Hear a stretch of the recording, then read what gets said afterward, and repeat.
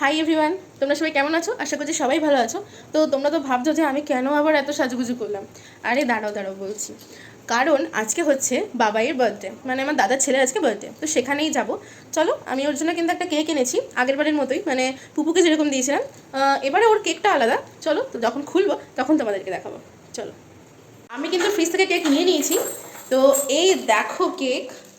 তো চলো দেখি বাবাইয়ের কেমন লাগে কেকটা, আর তোমাদেরকেও দেখাবো যে আমি কীরকম কেক অর্ডার করলাম। চলো আসো তোমরা, অন্ধকারের মধ্যে দেখা যাচ্ছে না তোমাদের কাউকে। আমরা তো চলে এসেছি বাবাইদের ঘরে।